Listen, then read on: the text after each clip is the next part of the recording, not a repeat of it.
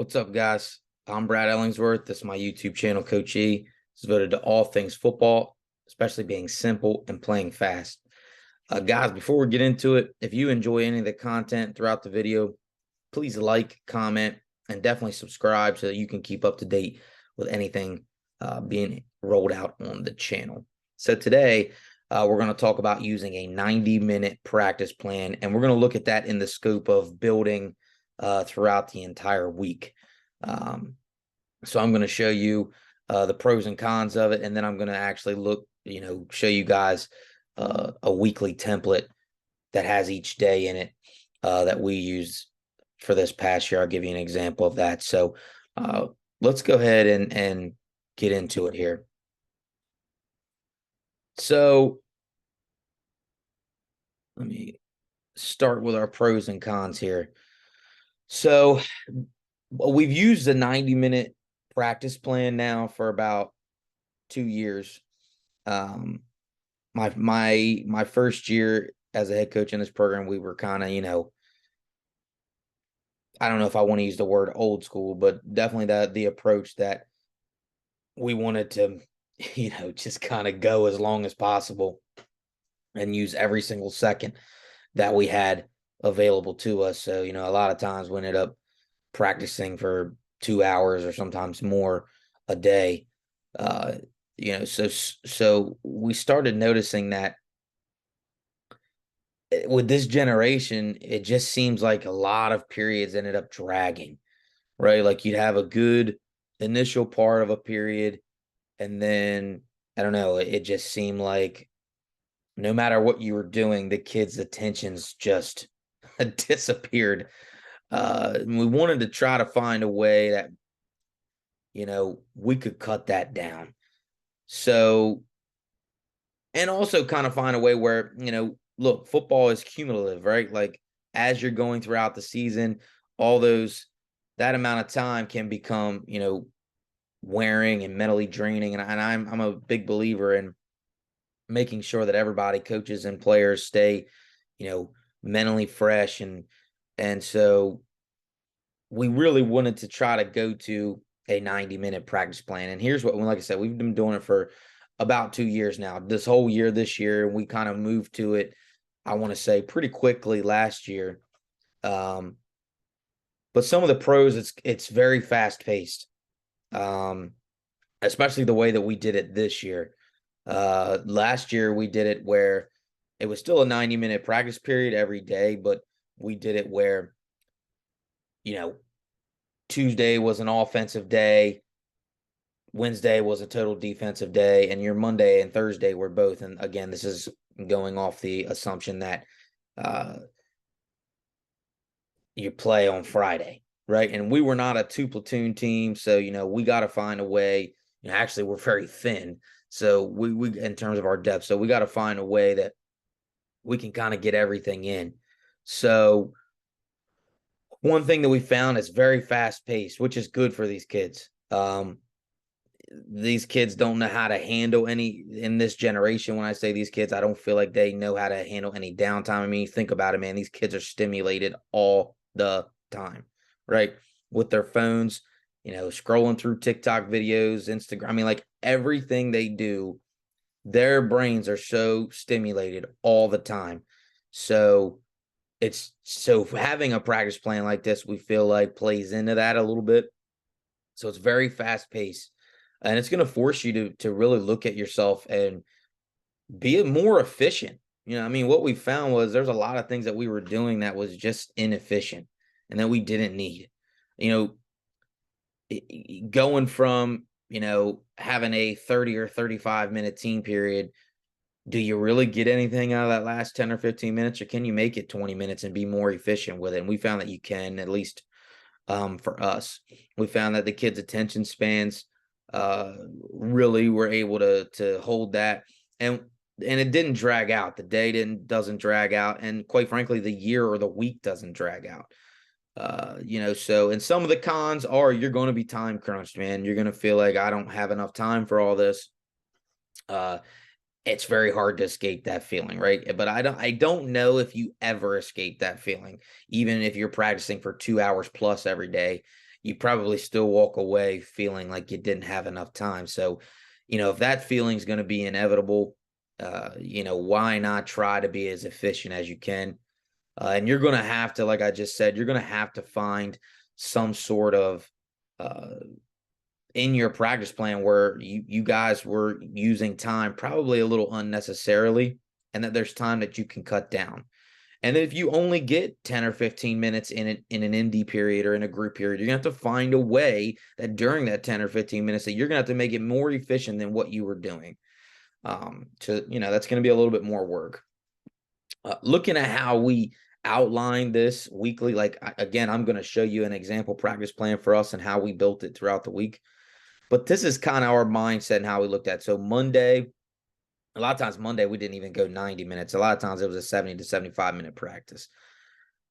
Monday was a big install day. A lot of times rolling in uppers, because we've spent the entire weekend, scouting, formulating a game plan, figuring out how we're going to implement it in practice. So Monday, we use whiteboard. We have a shed out right next to our practice field where we can go in. There's benches in there and there's a whiteboard in there right on the practice field. So a lot of times what we'll do is we'll have like a defensive indie period. Then we'll go into the whiteboard, right? And our defensive coordinator will he'll put on the whiteboard their top formations, their top runs, their top passes. We'll chart any automatics that we're going to have for the week, our base alignment, and just put it on the board so that the kids can see it and understand what we're working towards. Our top stunts that we're going to bring into the week, we write on the whiteboard, and then we'll go out and we'll just work on alignment. It's not a fast period. A lot of times, to be honest with you guys, we don't have enough guys to have a full board practice on Monday, especially not this past year. I think it's going to be a little better this year. We had an extremely young football team this past year.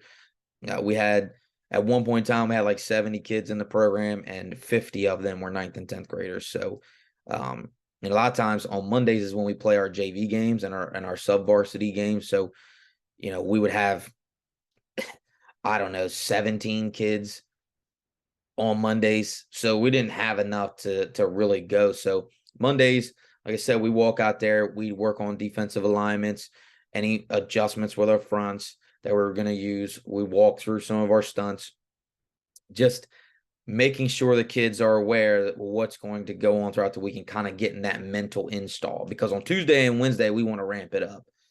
And we do the same thing offensively. We then go into the shed, and I would write on the board because I run our offense as well as being the head coach. So, I would write on the board what I see as their base defense and any adjustments that I would see to our formations. And we don't have a ton of formations, so it makes that a little bit easier. I would put down what I anticipate to be their top stunts versus us, and what I thought our top plays were going to be, and any new installs for the week, I would write on the board as well. And then we go out and we'd install anything new most of the time on air. Okay. And the offensive line would have an extra indie period. And then, we'd install. Then Tuesday and Wednesday, things ramp up. So Tuesday, and we like to break it down defensively. So Tuesday, we're going to have mixed groups. We're going to install. We're going to work on inside run, out and perimeter run separately, along with perimeter run. We kind of tie with our pass game. In our mixed groups, we would run through those, make sure our kids understand their assignments and alignments for that. And when they were down in our inside game, we would work on our top stunts from the interior. Same thing down in the perimeter game, perimeter runs in that mixed group. So we get that stuff really working. Now we're going fast. And then of course we'd have our live period, but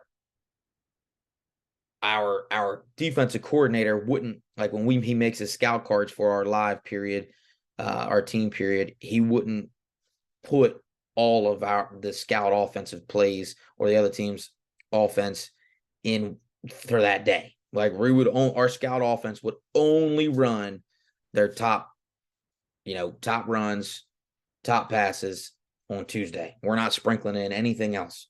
Okay. That's only what we view as the top base runs. Okay. And working on alignments. Now, one thing we did a little differently, like I said before, this year was we actually went to where we did offense and defense every single day. So we had a lot of periods in one practice, and we actually liked it better.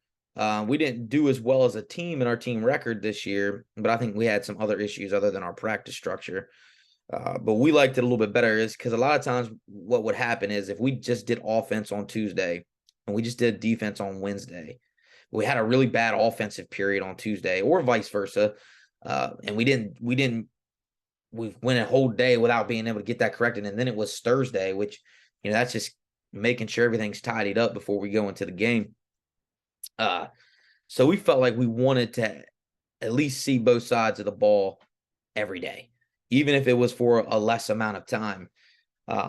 We just felt like that was important, and I think we're going to probably stick to that structure going into this year. So offense, and I'll show you what I mean by this.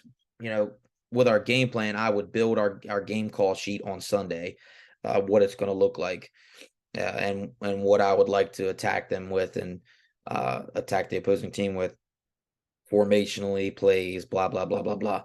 And I would actually chunk that throughout the week. And we would do what's called a focused team period. And I'm going to show you that, where we just chunk that game call sheet. So by Thursday, the kids have run every play, just about. I don't want to say every play, but I mean just about. Now, granted, we're a wing T team. I don't have 100,000 plays that we're going to go in there and run, but yeah, I mean, we would chunk that game call sheet into what we would attack them with, any shifts, trades, different motions that we may be using, things of that nature. Wednesday defensively is when we're going to add in any misdirection, any other formations outside of their top ones that they like to use. We're going to we're going to go into more depth in their passing game. And offense is kind of the same philosophy. I will tell you guys, man, like offensively, I truly believe at the high school level, just because you have so much limited time, because they are high school kids, that I'm more concerned with our execution than I necessarily am mastering what the defense is going to come at us with. I mean, yeah, I want our kids to understand what they're going to be looking at on Friday night, at least the best that we can. But at the end of the day, like when we run guard trap, when we run power, when we run double dive, when we run, counter, I want us to execute that based on our rules. Doesn't matter what the front is. I want our kids to execute our offense with our rules at a high level, because at the end of the day, the defense can come out in whatever front they want to on any given down, and stunt you any way they want to on any given down. So I don't put as much focus on, we got to know exactly what front. I want our kids to understand our offense conceptually and know their rules, so that they can take that and say, okay, this is what I got. This is what I got to do. I mean, that's how I look at it. So really, offensively, it's just kind of chunking them. And I'll show you how we do that, because we do that in a certain way, just feeding them information in small amounts instead of trying to, spoon feed them too much that they can't chew. And then Thursday's honestly, a real big review. And then Friday's game day. So I'm going to I want to show you guys an example week here. And so this would be an example. I'm going to walk you all the way through Monday. I just added a sheet there. So I'm going to walk you through all the way from Monday to game day here. And you can see here now, when you're looking at this, template, you'll notice that special teams is first. I believe in doing special teams every day.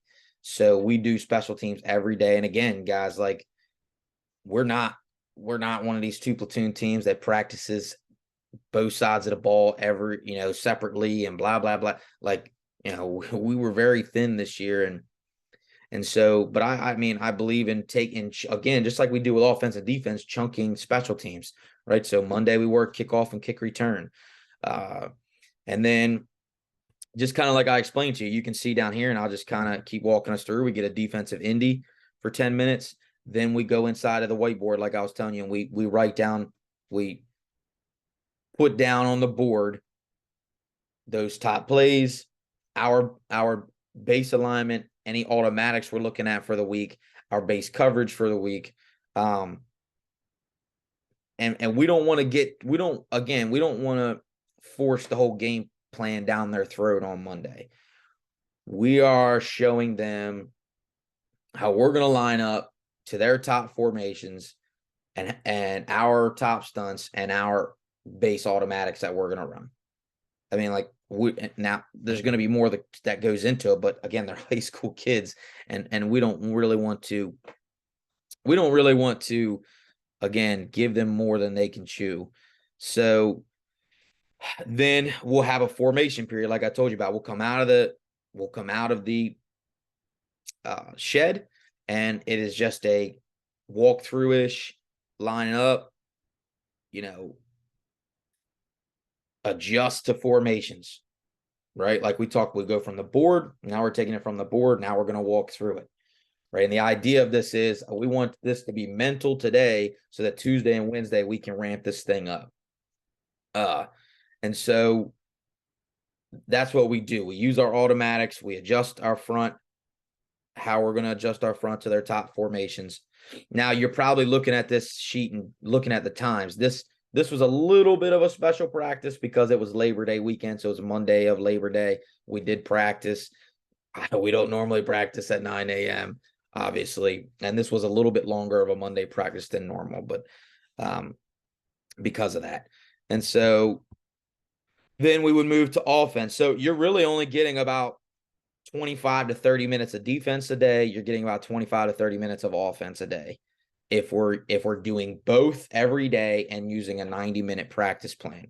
So then we'd have a 10-minute offensive individual. Then we go straight from that to a 10-minute pass game, and offensive lines can end up with 20 minutes individual, which I love. All right, before I was anything, I was an offensive line coach, so I really think their time together is extremely important. But we're going to work on our pass game, and I think we tried to harp on this because as a wing T team, a lot of times, and we overhauled 9 starters on offense and defense, but going into this year, so it wasn't like we were returning a bunch of guys that we knew were going to be extremely savvy. So yeah, we would have that, and our offensive line would have that extra indie. Then when we would do what I would call a focused team period for 10 minutes, this is, we're not huddling. The defense, all right, and we're going to have coaches committed to running all this, but we're going to put a scout team defense across from them. They're going to be holding bags and hand shields, and I'm going to have a coach controlling, really 2 coaches controlling the scout defense, and they're going to be moving the kids what we think that team's defensive front is going to do to our offensive formations.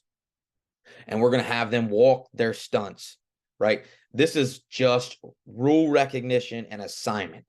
Okay. So, and we're not going to huddle during this period. I'm just going to call out the plays, blah, blah, blah, blah, blah.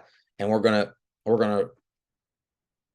go through it. This is going to be quick, right? It's not live, but it's mental, like seeing the front change, seeing just and slowly seeing what we're getting from a stunt standpoint as well. And we're going to chunk this, right? So you can see here on the practice plan, I have trap power belly counter. That would be the only plays we run during that time on on Monday. And actually on Monday, we didn't go live, right? Because I told you on a normal Monday, we don't really have we had just enough guys to put a defensive front shell against. We don't have enough to go 11 on 11 on Monday. But you can see here at the bottom of the Excel sheet where I have a call sheet for every period. So this was our pass period call sheet. This was our focus team call sheet for the day. And you can see, again, it has all those everything that I said we were going to focus on, right? Trap, power, belly, counter. So, all right, now we're on to Tuesday, and this is when things are going to kick up a little bit. So, we had the special teams again. Normally on Mondays, we don't have enough to go special teams. That's why our practices are shorter. Like that was a Labor Day, right? Where we had everybody. We didn't have a JV game. Normally, we don't have enough to do special teams on Monday, but I do believe in doing special teams every day that we have everybody. So, and we're going to do the same thing, right? Now offense is first today. We flip-flop it, right? If offense went first the day prior, then they're going to go last the next day. All right, so we worked on different elements of our pass game, offensive line, Indy, right? So we didn't have an offensive individual period for every position. And then we did our focus team period, where now you can see here we're focusing on our down, double dive, scissors, and jet. Okay, then we went to offensive team.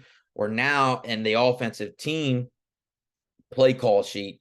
We're taking what we focused on Monday in our focus team period and our pass game period, and what we focused on Tuesday in both of those periods. And we're now putting those together. I'm not putting anything else on there that's going to consist of those plays against the front that we're working against. That's going to be the team call sheet. And, I'll show you that when we get to it. And then we're going to have a mixed group period. We did not have defensive individuals. It depends on what we were looking at right now. Granted, when we were in the preseason, we do a lot of indie work. When we start getting into in season, it really depends on what we want to get accomplished on how much indie period we're getting. And unfortunately, sometimes this is what we sacrifice, doing both sides of the ball every day in the scope of 90 minutes. But we would do a mixed group, and a lot of time we broke this up to inside runs and stunts on one end, and then we would do perimeter run and pass game on the other end, and then we would flip about halfway through. And again, we're only working against top formations, runs, passes. Okay, and then we would have a team period with that same mindset.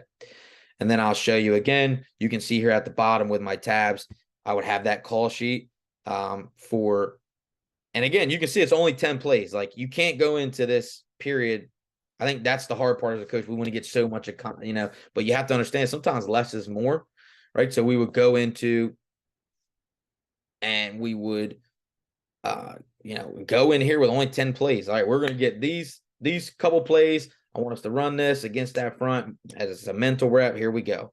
All right, and then we would have that team call sheet, and we'd have a lot. And again, you see I only have 15 plays down there, right? Because if you build in 40 plays in a call sheet and you only have in your practice call sheet for that period and you only have 20 minutes or 15 minutes, you're not going to get through all of them. And I would rather focus on what we want to do and with the idea that we're going to chunk it all the way throughout the week.